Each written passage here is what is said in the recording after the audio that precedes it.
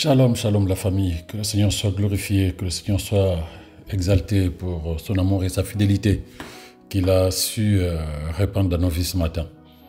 Je rends grâce à Dieu pour ta vie, je rends grâce à Dieu pour ta famille, je rends grâce à Dieu pour tout ce qu'il a fait dans la vie de chacun de nous cette nuit. Il nous a préservés de tous les pièges de l'ennemi, il nous a protégés et le ministère des anges s'est levé autour de nous, de ceux qui nous sont chers et nous avons pu voir le soleil que Dieu a créé, c'est-à-dire son amour et sa bonté. Et nous sommes convaincus que cette journée, c'est une bénédiction qu'il dispose pour chacun de nous. Quelle que soit l'ambiance avec laquelle tu es parti t'endormir, quel que soit ce qui s'est passé dans la journée, bien-aimé, regarde cette nouvelle journée avec la pensée de Dieu, c'est-à-dire, voici le jour que le Seigneur a fait, il est pour toi et moi un sujet de joie. Pourquoi? Parce que c'est lui qui renouvelle sur la vie de chacun de nous sa bonté et sa grâce. Ce qui est renouvelé, c'est quelque chose de nouveau. Voilà pourquoi il nous demande de ne plus regarder au passé, mais de regarder toutes choses comme des choses nouvelles. Merci Seigneur pour ton amour et ta bonté en cette journée. Merci de ce que tu as fait pour chacun de nous. Merci pour ce que tu as fait pour mon frère, ma sœur. Merci pour la paix que tu restaures à l'intérieur de lui. Merci de ce que tu permets à chacun de nous de regarder à toi, non pas parce que nous espérons quelque chose de particulier, mais nous savons simplement que c'est toi notre vie, c'est toi notre avenir, c'est toi notre destinée. Que la louange, l'adoration te revienne, Père, avec action de grâce et reconnaissance dans le nom de Jésus. Amen. Encore une fois, shalom bien-aimé. Je voulais te partager ce verset. C'est ce que les gens appellent la définition du mot la foi. C'est dans Hébreux 11, verset 1. Hébreux 11, verset 1, il dit ceci: « Or, la foi est une assurance des choses qu'on espère. » Donc la foi, c'est l'assurance des choses qu'on espère, la preuve de celles qu'on ne voit pas. Voilà ce que dit Hébreux 11, verset 1. Là, c'est la traduction Louis II.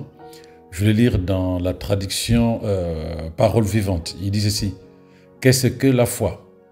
C'est une ferme confiance dans la réalisation de choses qu'on espère. C'est une manière de les posséder déjà par avance.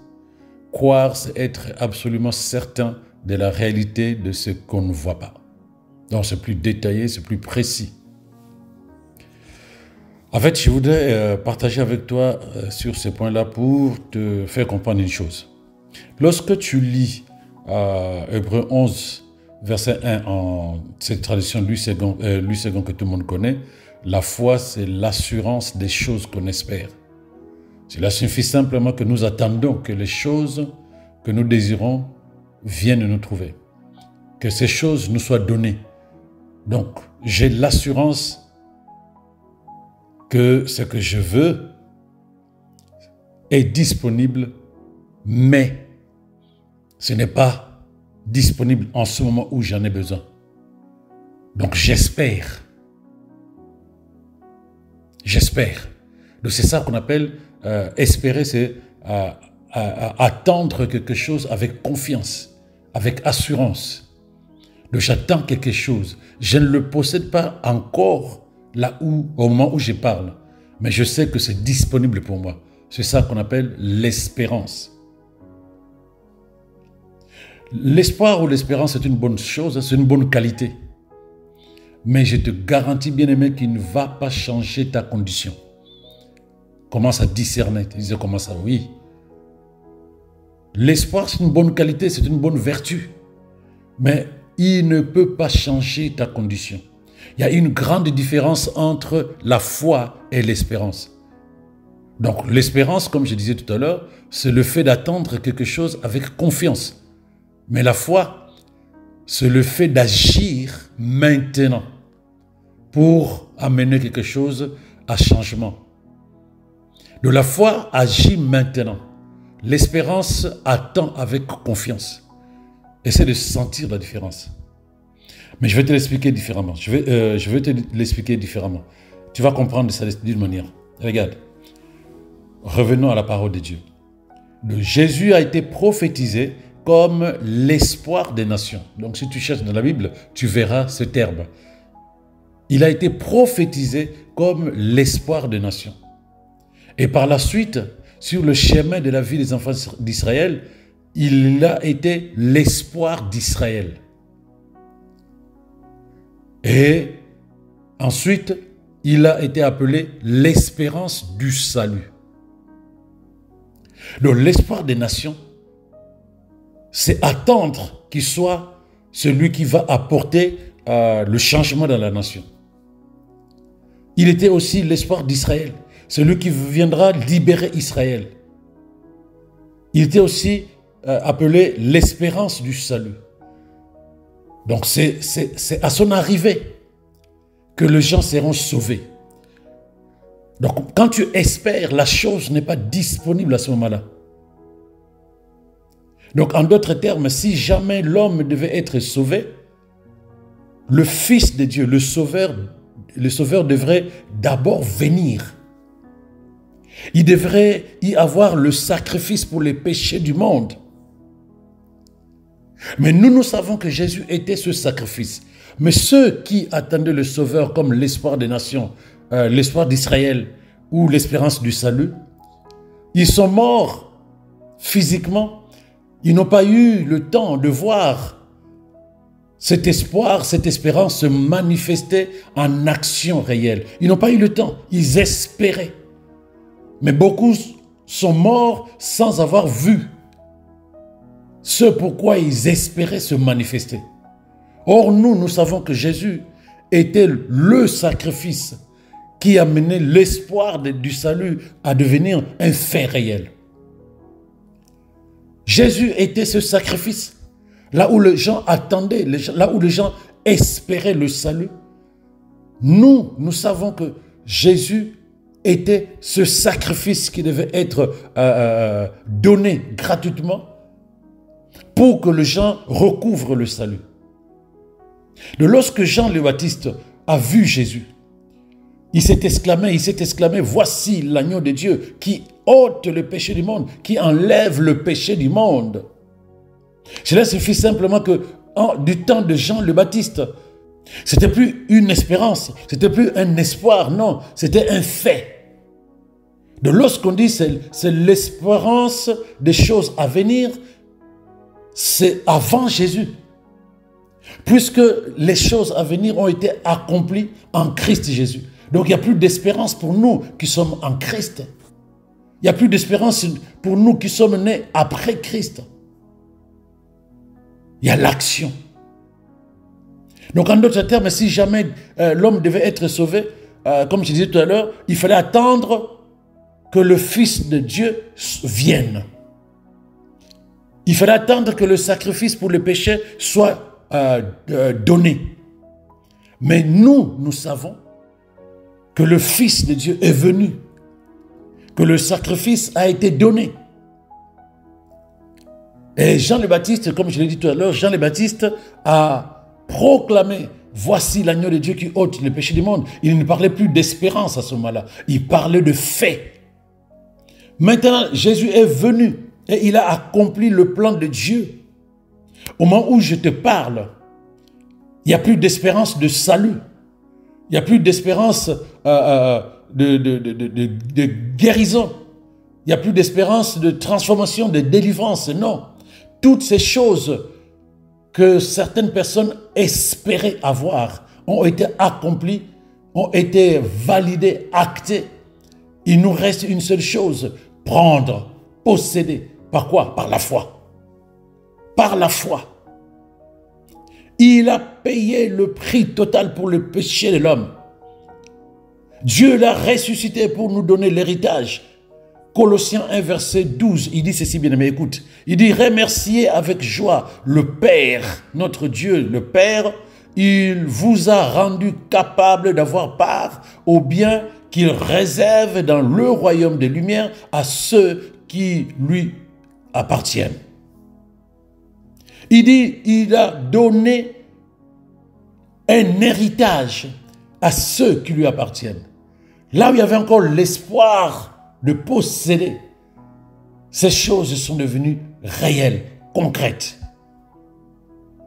Il dit, il a rendu capable d'avoir part à l'héritage qu'il réserve à ceux qui lui appartiennent. Ce n'est plus un souci, ce n'est plus un problème d'espérer. Non, c'est déjà acquis, c'est déjà validé. Comment? En Christ Jésus, qui était à son temps espoir des nations, qui était à son temps espoir du salut. Sa venue sur terre, son sacrifice à la croix, sa résurrection, amène toute personne qui croit à ne plus espérer, mais à vivre cette vie-là que Dieu a promis dans Jean 10, verset 10, et de pouvoir faire quoi? De vivre cette vie-là. Comment? Par la foi. Donc ce n'est plus le temps d'espérer, c'est le temps d'agir, de laisser agir ta foi. Il faut cesser d'espérer. Crois-moi. Parce que ta foi a besoin d'être activée, sinon ce n'est pas pour rien que Dieu te l'a donné, bien-aimé. Ce n'est pas pour rien que Dieu t'a donné la foi par le Saint-Esprit qui demeure en toi. C'est pour que tu arrives à agir. Parce que tout a été rendu disponible. Si nous continuons à espérer que Dieu fera, si nous continuons à espérer que la maladie partira, si nous continuons à espérer que demain les choses seront différentes, cela suffit simplement que nous n'avons pas discerné qu'en Christ où est cachée notre vie, tout ce dont nous avons besoin est là-dedans. Il nous suffit juste, comme je le dis, de tendre la main et de prendre parce que Dieu rend disponible tout ce qu'il a rendu disponible en Christ Jésus pour tout ce qui leur appartient. Donc l'espérance, celui qui était l'espérance du salut, celui qui était l'espérance des nations, celui qui était l'espérance d'Israël, Jésus, il est venu et il a complètement accompli tout ce que Dieu lui a envoyé pour nous donner quoi? Tout ce dont nous avons besoin et faire de nous des enfants de Dieu, héritiers de Dieu, co-héritiers de lui-même. L'espérance est venue sur terre. Les gens attendaient le Sauveur. Les gens attendaient la délivrance. Les gens attendaient la libération. Il est venu. Il a accompli la mission pour laquelle il est venu. Lui qui était encore une espérance, un espoir pour certaines personnes. Pour nous, ce n'est plus une espérance, c'est l'évidence. Pour nous, ce n'est plus un espoir, c'est l'évidence. Donc il nous reste de vivre la vie qu'il a donnée à ceux qui croient. Là, il y avait l'espérance du salut. Il nous suffit maintenant d'agir et de vivre le salut. Là où il y avait l'espérance de la libération, il nous faut maintenant vivre une vie libérée parce que cela a été validé. L'espérance est venue, il a tout accompli. Il a tout accompli, tout ce que tu n'as jamais désiré avoir est en Christ. Tout ce que tu veux aujourd'hui est en Christ. Tout ce que tu veux posséder aujourd'hui est en Christ. Et toi, tu es en Christ. Tu possèdes, comme dit la parole de Dieu. Tu es héritier. Donc, là où il y avait de l'espoir, l'espoir s'est manifesté. L'espoir est devenu une évidence. Donc, ce n'est plus le temps d'espérer. C'est le temps d'agir. Ce n'est plus le temps d'espérer. C'est le temps de posséder. Oh, merci Saint-Esprit pour la révélation. Donc ne dis pas, j'espère que demain, cette maladie quittera mon corps. Non. Ne dis pas demain, j'espère que la situation va s'arranger. Non. Cesse d'espérer, fais agir ta foi. Parce que l'espérance signifie que tu attends quelque chose qui doit se manifester. Mais ces choses ont été manifestées en Christ, bien-aimé. Ces choses que tu attends ont été manifestées en Christ. C'est dans, j'allais dire, dans les appartements divins. En Christ Jésus, tout est disponible. Entre avec ta foi et tends la main, tu vas posséder. Tends la main dans la parole de Dieu, tu vas posséder. Ésaïe 52, la Bible déclare que par ses maîtrissures, nous sommes guéris. Mais quand l'apôtre Pierre en parle, il dit par ses maîtrissures, nous avons été guéris. Et en plus, il précise, vous avez été guéris. Parce que lui, il revendique la santé divine, parce qu'il sait qu'il possède la santé. Et pourtant, il a vu Jésus aller prier pour sa belle-mère, qui avait de la fièvre. Donc, il sait que la maladie est dans le corps. Mais quand il prend ce verset d'Ésaïe 52, il ne parle pas pour lui. Il dit, par ses maîtrissures, vous avez été guéris. Ce n'est plus espérer que le Seigneur vous guérira. Non. Cela est acté et validé. Il ne leur a pas dit, espérez, le Seigneur dans sa grâce vous apportera la santé divine. Espérez, le Seigneur dans sa grâce ouvrira les portes et vous passerez, vous arriverez là où vous devez arriver. Espérez que le Seigneur fera que vous vous mariez enfin. Non, tout est disponible. Le regard que tu dois avoir sur la situation doit être un regard de celui qui sait que tout a été accompli. Que tu n'as pas besoin d'espérer que ça se fasse. Tu n'as pas besoin d'espérer que les choses s'accomplissent. Non, tu as besoin de croire que tout a été validé, acté dans le monde spirituel par l'œuvre parfaite de la croix et la résurrection de Jésus. Et il te reste une seule chose, agis par la foi. Possède par la foi. La foi est la monnaie que tu dois utiliser pour récupérer tout ce dont tu as besoin.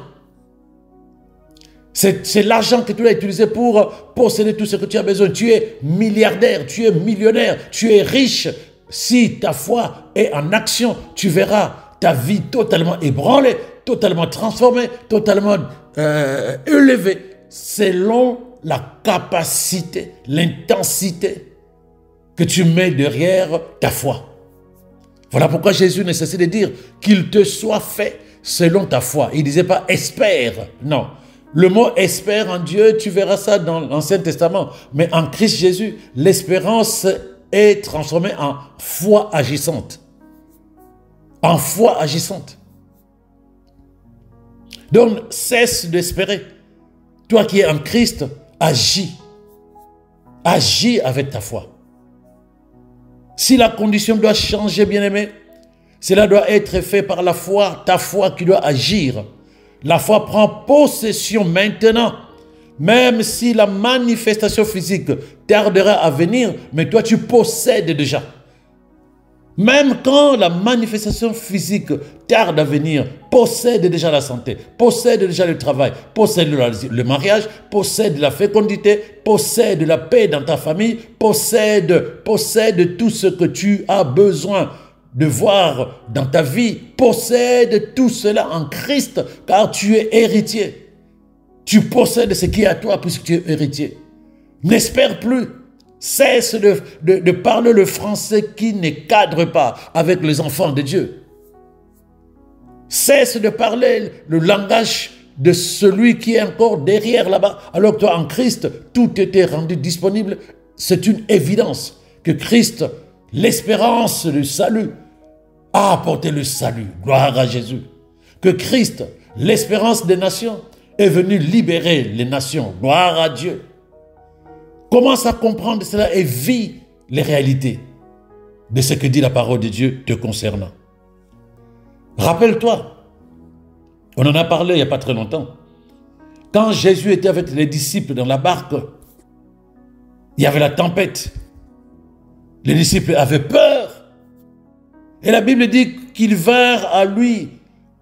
Ils vinrent à lui pour le réveiller en disant, « Maître, nous sommes en train de périr et toi tu dors. » Quand Jésus s'est levé, il menaça d'abord le vent et le vent se calma. Et il se tourna vers eux. Le disciple leur dit, où est votre foi? C'est quand tu as besoin d'agir, j'allais dire, quand il y a une situation, voilà, quand il y a une situation, c'est là où ta foi doit agir. Tu vas espérer quoi? Si tu étais dans la barque avec le disciple, dis-moi. Tu allais espérer quoi? Ah, nous espérons que la tempête va se calmer. Non, Jésus leur dit, si vous avez activé votre foi, vous n'allez pas me réveiller. Vous allez agir comme moi j'ai agi, parce que la foi agit maintenant. La foi agit maintenant. Où les tempêtes peuvent se calmer, ou quelques minutes après, où la situation peut changer à la minute, ou quelques mois après, ou quelques semaines après. Mais le plus important, tu dois agir avec ta foi. Qu'est-ce qu'ils auraient pu faire, les disciples, dans le bateau, s'ils étaient dans la logique de l'espérance? Ah, nous croyons que Jésus fera des grandes choses tout à l'heure. Ah, nous croyons que le Seigneur fera grâce et que le vent va se calmer. La tempête va se calmer. Ils allaient se noyer. Jésus leur dit, mais votre foi, c'était le meilleur moment de pouvoir la mener en action. Là où il y a la tempête, agissez avec votre foi. Vous allez voir que ça allait marcher. Au lieu de venir me réveiller. Où est votre foi? C'est la même chose aujourd'hui encore, bien-aimés. Là où nous espérons que Dieu fasse, là où nous espérons que les choses vont changer, je ne sais pas d'elles-mêmes ou je ne sais pas comment, là où tu espères que ton caractère va changer, là où tu espères que les forteresses vont tomber, là où tu espères que la route sera tracée pour que tu arrives à accomplir ce que tu as envie d'accomplir, Dieu, en Christ Jésus, va te dire où est ta foi. Parce que c'est maintenant qu'il faut agir. Je suis venu pour que tu aies la vie, la nouvelle vie, et que tu l'aies en abondance. Mais tu continues à fonctionner comme si je ne suis pas encore venu, comme si je ne suis pas mort pour les pécheurs, comme si je ne suis pas ressuscité, comme si je ne suis pas assis à la droite du Père avec tous ceux qui croient, comme si je ne suis pas encore venu, comme si l'œuvre de la croix n'a pas encore été accomplie. Toi, tu continues à espérer. Non. Toi, tu dois agir.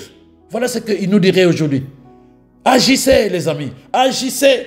Parce que moi, j'ai tout accompli. Votre foi doit être active pour que vous attirez ce dont vous avez besoin dans votre vie. Comment? Mais prenez la parole de Dieu. Allez chercher la parole de Dieu avec votre foi. Emmenez cette parole dans votre vie et laissez-la être sémée à l'intérieur de vous. Vous la verrez. Vous amenez la vie de Dieu sur votre vie. Voilà comment il nous parlerait aujourd'hui. Cesse, bien-aimé, d'espérer. Agis. Agis. Au nom de Jésus. Et tu verras les choses totalement changer. Que le Seigneur fasse grâce, que tu comprennes cela comme je l'ai compris moi aussi. Et que nous agissons là où nous espérons que le Seigneur fasse grâce, là où nous étions encore en train d'attendre que le Seigneur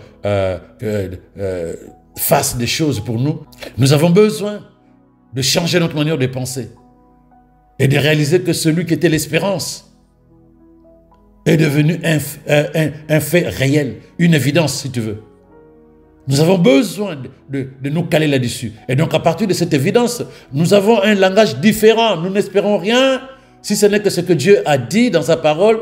Et il a dit, si tu crois, des fleuves d'eau vive vont jaillir de ton sein. Si tu crois, tu peux dire à cette montagne, quitte, va te jeter dans la mer et la montagne va t'obéir. Donc s'il a dit cela, ce n'est pas... Il ne nous amène pas à espérer que demain ça se fera. Non.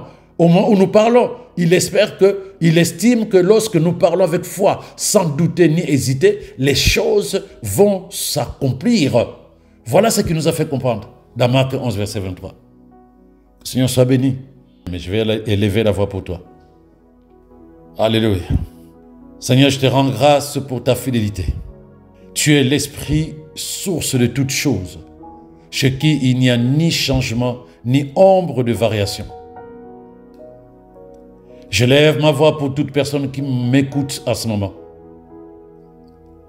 Bien-aimé, je lève ma voix pour toi, pour que tu développes à l'intérieur de toi plus de foi, d'audace, de te dire, Jésus est venu pour accomplir les promesses de Dieu me concernant. Et ces promesses ont été accomplies. Il me reste, moi, de tendre la main de la foi pour posséder ce que Dieu me donne en Christ Jésus, car je suis hérité par ma foi en Jésus-Christ. Voilà pourquoi j'ai prié pour toi, bien-aimé, pour que par la foi, ta conscience spirituelle soit renouvelée afin que tu prennes spirituellement en charge ta vie. Que ta foi grandisse davantage à travers la parole de Dieu. Que ta foi soit fortifiée par les actions que tu vas poser, parce que tu as réalisé ce matin que le Seigneur attend de chacun de nous que nous soyons des acteurs et non pas seulement des espérants. Que la peur disparaisse de toi. Que l'incompréhension de la parole de Dieu disparaisse. Mais que l'audace, la témérité, le courage du Saint-Esprit te soit communiqué au nom de Jésus. Je prie pour que tu produises chaque jour des victoires, des triomphes dans chaque situation, dans chaque circonstance. Parce que dès maintenant, l'esprit d'audace prend le relais à l'intérieur de toi. Tu n'as plus peur au nom de Jésus. Tu vas agir. Tu vas agir.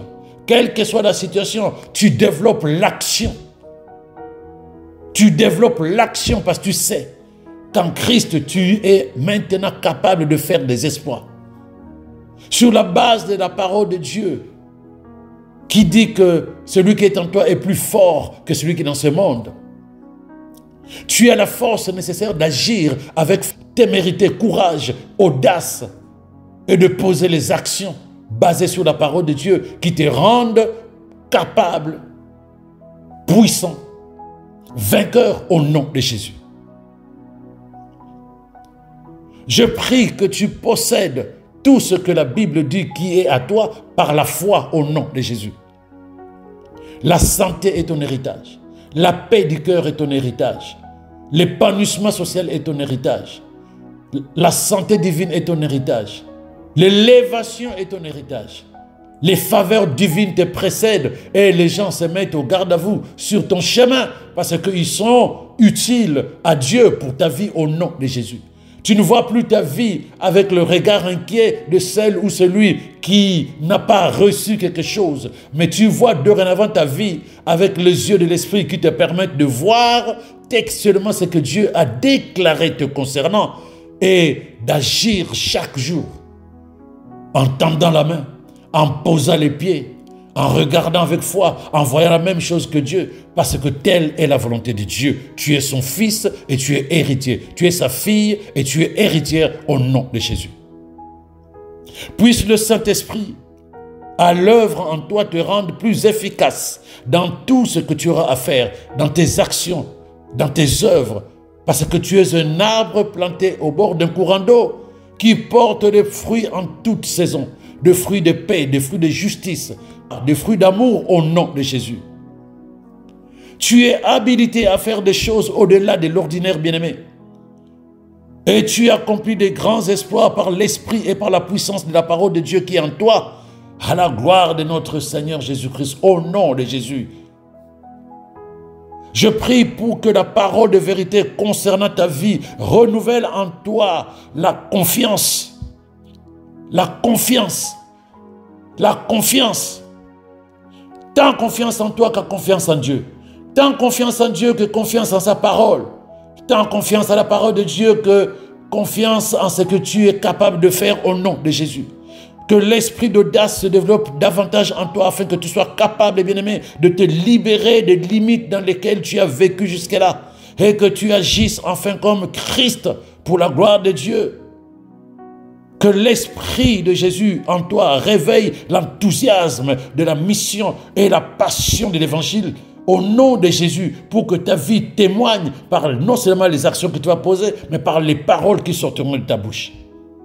Je parle au nom de Jésus et déclare que par toi, beaucoup de personnes vont arriver à la connaissance de Christ et à leur héritage en lui au nom de Jésus. Toi, tu marches dorénavant dans la domination de Satan. Il n'a plus de pouvoir sur toi, ni d'autorité.